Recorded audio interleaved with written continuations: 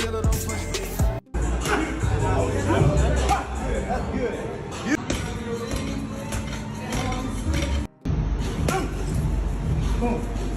Dreams in boxing. I don't think he's a championship level boxer. I don't really care about that journey. I want to see him in spectacles. Netflix is going to air Jake Paul versus Tank Davis. Tank. First of all, Tank knows what he's doing. Tank Davis, he said, you know, what he was just making all these implications that it's going to be scripted. When he said, you're paying me, and then he was like, yo, you're going to have to give me extra. The long-awaited showdown between Jake Paul and Gervonta Davis takes center stage in this thrilling Netflix 2025 preview. Explosive exchanges, intense face-offs, and mind-blowing training clips set the tone for what fans are calling the biggest crossover fight ever. Who is the biggest star in boxing? Tank Davis. And joining the feast of the game is Miami resident, hip-hop star, influencer Ruby Rose. Hey, Nikki's right there. That's what I'm talking about. My man, move out the way. No. Jake Paul, Tank Davis, November 14th. Coach Reg spoke about how Gervonta Davis has reached a point in his career where every move attracts both support and criticism. He reminded fans that Tank has already proven his worth by taking on top competition and winning titles across multiple divisions. Reg said there is nothing wrong with chasing bigger paydays after years of risk and dedication. He explained that every fighter dreams of financial stability, especially after enduring countless hours of training and injury. According to him, Tank earned the right to prioritize business decisions that benefit his future. Reg's comments highlighted how people often forget that fighters have short careers and that every big fight can change their lives outside the ring. He believes Tank's decisions come from experience, not greed, and that securing a legacy also means ensuring personal security. You know what I mean? Especially Tank been talking about retiring, so why not get the bag and then go about your business if that's your plan? I mean, if that's your plan to retire, then go get the bag and go about your business. You ain't doing nothing wrong. I'm not against it. You got some people that are very critical of Tank. Does it make sense depending on what you're in boxing for? Because you got some people that want to fight the best. You got some people that want the accolades, the belts, the undisputed. And you got some people that just came in this game like, look, I'm trying to get my family out of poverty and give us generational wealth. Does it all depend on what you decided to box for? Well, Tank accomplished a lot at a young age. You know what I mean? He accomplished a lot at a young age. So I wouldn't be mad if he took the bag and went about his business and never fought again. You know what I mean? Plus, look at some of the things that he's going through. You know what I'm saying? So, a lot of that can affect you as well. You know what I'm saying? Like when you're trying to be in this game. So I think, get the bag and go. That's your plan. Get the bag and go. For me, of course, I wanted to see him fight Shakur. I wanted to see him fight Devin. Yeah, we all wanted to see him fight. Guess what, bro?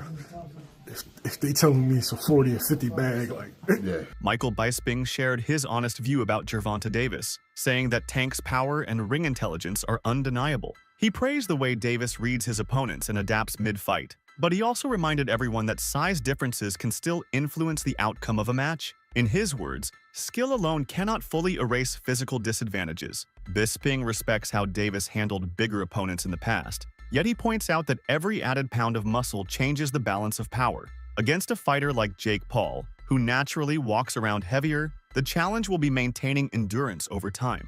Bisping believes that while Tank's precision and reflexes could outsmart Jake, the pressure from heavier punches might test how much punishment Davis can absorb. He describes this upcoming fight as a contest between mastery and mass, where timing and strategy must work harder to overcome the size gap. Bigger. But at the end of the day, people are always going to have something to say about every single one of my fights. Yes, the second to last guy was 58 years old. This guy is extremely smaller than you. way smaller. God knows how many weight categories it is. I'm not a boxing expert like I am with mixed martial arts, but it's a good few weight classes, okay? It's insane. Now, of course, he's likening it to Conor McGregor versus Floyd Mayweather, which did insane numbers, 4 million pay-per-view buys, something like that. But he said Conor wasn't a boxer and Conor didn't have a weight advantage. So Gervonta is taking a bigger risk than Floyd by fighting me, in my opinion, and it's a credit to Gervonta because of the weight difference. And that's what makes this a good, even fight, is his skills and his experience for being a top 10 pound for pound, and then my weight and height being an advantage. Well, which one is it? Because before you were one of the best boxers on the planet, before you were one of these guys that people need to take seriously, and he's coming for the belt and he's going to go down as the best pound for pound boxer on the planet. But now he's making excuses for fighting Gervonta Davis because he's so inexperienced and he's not a very good boxer. And that's kind of true. He does wing his punches and they are kind of sloppy, and he leaves a tremendous amount of openings that somebody like Tank Davis is going to capitalize on and take advantage of. However, size matters. There is a reason why they have weight classes. And just as a man, standing there, looking yourself in the mirror and saying, I'm going to fight this guy. It was bad enough when he was taking on Mike Tyson. And all right, we saw the videos of Mike Tyson hitting pads and looking fresh and all the rest of it. And that thing was an entire farce, okay? And then we've got Jake Paul out there, by the way, saying that he's going to sue anybody that talks bad about his fights, that says that they're fixed fights. Analysts discussed how Jake Paul's boxing journey has brought him here, yet they believe he is entering new territory, facing Davis. They explain that Tank operates on a completely different level of experience and timing. His speed, explosiveness, and sense of range make him unpredictable even for seasoned fighters. These experts think Jake has not yet faced someone who can combine quick reactions with controlled aggression the way Davis can. They argue that Tank's rhythm, footwork, and patience would expose the gaps in Jake's defense that other opponents have missed. Even though Jake has shown improvement, especially in his jab and composure, the analysts predict that Davis's sharp counters would eventually overwhelm him. In their view, this fight will show the clear difference between celebrity boxing and true world-class fighting.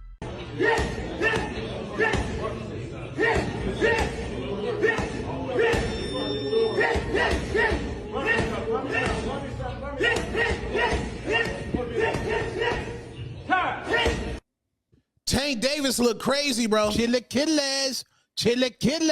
Gervonta Tank Davis hitting a heavy bag in preparation for his Jake Paul fight November 14 down there in Florida. Man looks absolutely amazing. Man looks like a monster. Man looks like precision. Jake Paul cannot take those body shots. You mean to tell me somebody who done fought UFC fighters and a man with Parkinson's disease can take a body punch from Gervonta Tank Davis, and y'all basing y'all logic just because Jake Paul is big? No, Tank's going to go ahead and put this man to sleep. I'm telling y'all that right now. If Tank don't put this man to sleep, he done let the black community down, he done let boxing down, and he ain't never been that nice. You Tank fans, y'all trying to give him a pass. If y'all said Tank is as skilled as y'all say he is, if he does not put Jake Paul to sleep and stop Jake Paul, his boxing career is absolutely voided. He already don't care about legacy, and just imagine he don't knock out Jake Paul, and now y'all gonna say it's not a real fight, it's an exhibition. No, we not giving no passes, bro. This Gervonta Tank Davis, he needs to put Jake Paul to sleep.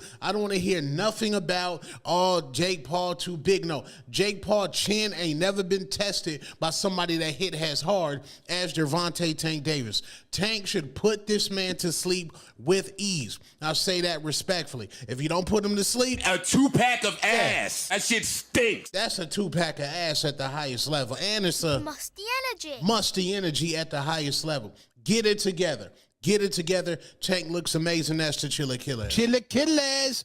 Chilaquiles. Boxing commentators have been clear that Tank Davis's success depends on discipline. They think he should avoid chasing an early knockout and instead rely on his ability to read the fight as it unfolds. They describe Davis as a fighter who shines most when he keeps his composure, using feints and footwork to make opponents commit mistakes. Analysts also emphasize that Jake Paul's power can be dangerous if Tank becomes too aggressive, so controlling distance will be key. They praise Davis's ring IQ, saying he has a rare gift for understanding timing and momentum. His defensive reflexes and counterpunching ability can turn even a small opening into a devastating finish. Experts agree that if Tank maintains his patience, the difference in technique will become obvious and Jake will struggle to keep up with his pace and accuracy. Can his speed and, his ability make up for that size difference, in your honest opinion? Well, he has to be very smart throughout the course of the fight. It's hard to know in some things. I think Gervonta's just gonna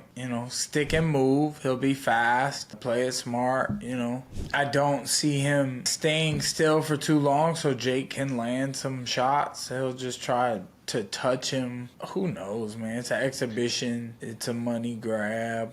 Jake's fighting one of the best boxers ever. Showbiz. The adult discussed how Davis has faced physical disadvantages before, yet came out victorious. He reminded fans that Ryan Garcia had both height and speed on his side, but Tank's ability to stay calm and find rhythm led to a decisive win. Showbiz believes that the fight proved how Davis neutralizes reach through smart pressure and body control. He stated that boxing is not about size, but about intelligence, and Tank has mastered the craft of distance management. Against Jake Paul, who has limited experience, Showbiz predicts Tank will again use timing to close gaps and trap his opponent. He points out that Davis is skilled at setting subtle traps, faking vulnerability to draw punches, then countering with explosive power. In his opinion, Jake's physicality will not save him once he faces someone who understands how to manipulate space and rhythm. Paul, as long as Manny Pacquiao beats Rolly Romero to get the championship. In the last fight that Manny Pacquiao had, Manny Pacquiao barely failed to win his shot at a championship against Mario Barrios for the WBC welterweight championship. So now he's going to move off and fight for the WBA against Rolly Romero. And then the winner of that, or at least I assume the winner of that, if it is Manny Pacquiao, will get the Gervonta Davis fight, which would be an absolutely huge fight for Gervonta Davis and fit a pattern that people do not like, which is that Gervonta Davis and other people are doing it as well, would be fighting for something that is a big fight, right? A big name on his resume. Don't think you can get a much bigger name on Gervonta Davis's resume than Manny Pacquiao, especially when you look at the landscape of 140, 135, 140, and 147. Now, do I like this fight? Not particularly. I don't think it goes to prove who the best fighter in the world is. I don't believe that either one of those guys are close to being the best 147-pounder. Jaron Ennis just moved up. I thought that would have been him if he was still in the weight class. So everything really is kind of up in the air. However, I want to tell you for sure that the reason that this fight is taking place is because of a phenomenon called, I don't know if you guys heard the story before. You probably did, of the boy that cried wolf. Several commentators describe this fight as an entertainment event disguised as a sporting one. Jake Paul's fame from social media has made him a crossover celebrity, and his presence draws massive attention beyond boxing audiences. Analysts argue that this fight serves multiple purposes. It promotes the sport, builds hype, and captures mainstream curiosity. They recognize that while Gervonta Davis represents authentic boxing excellence, Jake brings the audience and media spotlight. The clash of styles and backgrounds has created an atmosphere that feels larger than boxing itself. Some experts say the real victory lies in how both fighters have turned their careers into global brands. Regardless of the result, the event highlights how boxing has evolved into a hybrid form of sport and entertainment, merging skill with showmanship. Consistent on my Jake Paul thoughts, I will reiterate one more time. I would rather see this because it's a spectacle than him versus Ryan Borland or Andre August or chasing these quote-unquote championship dreams in boxing. I don't think he's a championship level boxer. I don't really care about that journey. I want to see him in spectacles. Netflix is going to air Jake Paul versus Tank Davis. So to me, this is, Do you think it will do well? It will be watched. It will be watched. Yeah, it's going to be huge. A lot of people are going to watch. I would rather see Anthony Joshua just because that has been put out there and is on the table. But I will watch this. I saw some people breaking this down on, it was a non-fight pod. It was, I don't remember which one. And they were saying like, oh, Tank's going to kill him. Tank's going to kill him because he won't be able to touch Tank. Calvin Ford, who has trained Davis since his youth, expressed complete faith in his fighter. He explained that Jake's size advantage means little compared to Tank's lifelong experience in the ring. Ford emphasized that Davis has fought since childhood, learning every aspect of movement, defense, and mental control. He sees this bout as Jake's first real test against an elite opponent who can adjust at every level. Ford's belief comes from years of watching Gervonta develop from a young amateur into a world champion known for discipline and explosiveness. He said Tank's mindset is unshakable and that no physical difference can intimidate him. For Ford, this fight is more than a contest. It is a statement about dedication and mastery outlasting physical size. He predicts that once the bell rings, Gervonta's experience will show immediately, exposing the limits of Jake's boxing growth. You heard about the fight where you're like, wait, what? Like, we're doing what? Actually, when I heard about the fight, they called me and said, what you thought about the fight? I said, the fight doable. You know what I'm saying? Because I watched Tanky for years, and I watched other young men in gyms, you know, deal with big guys. You know what I'm saying? Yes, he's big. To me, it's like Jake having his first open fights. If anybody know about the amateurs going open, then you go pro. So, you know, he's going to fight a guy that does have skills. You know what I'm saying? My only concern is, you know, the gloves. You understand what I'm saying? Because we don't fight in 12-ounce gloves. We don't use 12-ounce gloves. That's training gloves. You know what I'm saying? I'm like, that's 2 pounds away from Jake. He fights in 10s. Tank fighting 8s. So he losing 4 ounces. So my thing is, I said, they said, put Tank in 8s, put him in 10s.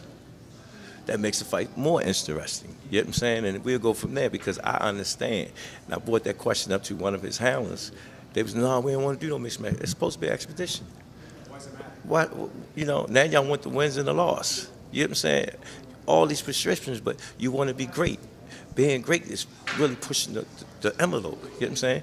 You know, Tank don't really care, you know? So when I brought this up, he said, dang, facts. News surrounding Davis's future has become a hot topic, with many insiders suggesting he could retire after this event. People close to his camp revealed that Tank's priorities have shifted toward financial independence. After years of titles and fame, Davis now sees stability as the ultimate victory. Analysts interpret this as a calculated decision rather than a loss of motivation. They mention that the fight with Jake Paul promises one of the largest paydays of his career, which could allow him to step away from boxing while still at the top. This decision, if true, reflects a mature understanding of the sport's realities. Fighters rarely leave on their own terms. Still, fans remain uncertain whether Tank genuinely plans to retire or is simply using the speculation to build excitement. Either way, it shows how Davis controls not only his fights but also his public narrative. Go band for band on what you making. Again, there's nothing wrong with Tank going to get his money, but let's all be clear that that's all the fight is for Tank. He's telling you without telling you that he's fighting Jake just because he's getting $40 million. So when we talk about boxing being dead, Tank has to line up at the front of the line. I can't blame him, but don't throw around, oh, boxing's dead and people switch sides and all of that. You chose not to be great. That's it. You chose not to be great. Stuff like that, choices like that will kill boxing, for sure. On a competitive level, it won't kill it on a business level. On a business level, until people run out of interest in these kind of matchups, it'll do well. On a competitive level, choosing not to fight the best will kill the sport. So maybe it's better if people like Tank aren't in the sport. And I don't even say that because I want that to be the case. I think Tank is ridiculously talented, but you can't want a fighter to fight more than what they want to. You can't. Tank fans or Tank people that like Tank and think he's one of the best, you can't want it for him. And then Shakur came back with, that's how I know you soft. I can't even go back and forth with you soft ass. You rather pop to me on social media than get in that fire and get embarrassed. I get it. Peace and blessings upon you, cuz. He says, the people got your chest out so bad. You talking like you a killer, forgetting that you the one that runs, bitch. I'll be bring the fight to you. This dude, a made-up character. Quote, blessings upon you. Clown-ass dude, wanna be Kevin Gates? Oh my goodness. I mean, here's the thing though. You can't say that stuff about Shakur if you're not willing to fight him. This is the point I think that we're going to come to today, is that Tank can say all this stuff he wants, but if you're not willing to fight Shakur, then none of it means anything anymore. Even if you believe that Tank is going to knock him out, even if you believe that Shakur's a runner, or that he's not in the trenches, or he's not a boxer that's willing to bring the fight, or whatever, none of it matters. You're talking from the sideline because you won't fight him. The closing discussion among analysts centers on whether Gervonta Davis's power can carry over against a naturally bigger man like Jake Paul. They note that Tank's knockouts at lightweight have been spectacular, often ending fights in dramatic fashion. However, stepping up against someone heavier raises questions about how that power translates. Experts explain that punching power depends not only on technique, but also on how force transfers through body mass. While Jake's size gives him natural resistance, Davis's advantage lies in precision, landing clean shots that opponents never see coming. Analysts suggest that even if his power feels slightly reduced, his accuracy and timing can still break through defenses. They agree that one well-placed punch from Tank can end any fight, regardless of weight. The real test will be whether Jake can handle sustained pressure from a fighter whose entire style is built around controlled explosiveness. Sense to me. Because yes, Floyd didn't have the punching power Gervonta had, but even if Gervonta lands, I don't see him hurting Jake to the point he knocks him out. So what are we even doing? Where's the idea of this where's the idea that Gervonta is even gonna hurt him? He may hurt him to the body, whatever. Jake doesn't want to throw as much, but I don't see him one punch knocking Jake out. And, the same thing was kind of said with Logan. Like, okay, Floyd probably won't knock him out, but probably going to outbox him. I get where Dana's coming from. These things are not meant to be competitive fights. They're meant to make money and to, I guess, scratch that itch of the circus mystery unknown. And Gervonta, I think, hits way harder than fucking Floyd, but he's too small. I mean, your brother's going to be able to, get inside on him, put his weight on him, tie him up. But I don't hate your brother. Your brother's out there doing his thing. But it cracks me up that they want to start suing people that are talking shit when your brother talks more shit than anybody talks. I think the thought process behind it is, okay, so Jake and I are obviously pretty polarizing individuals. And when an echo chamber starts and a rumor mill starts of like staged fight bullshit, which like these fights aren't staged, that's just, it's at that level, it's like almost impossible. I think they think that it affects the business and it affects the brand because people discredit him as actually having legitimate bouts. I think that's the theory. So to hold people accountable for legitimate perpetuating meaning, the rumor. Legitimate meaning not fixed. Correct. Right. Yeah. And Which is, I mean, again, Dana would do the same thing if his company became known for doing fixed fights when they weren't. That's it for today's video. Stay tuned until next time.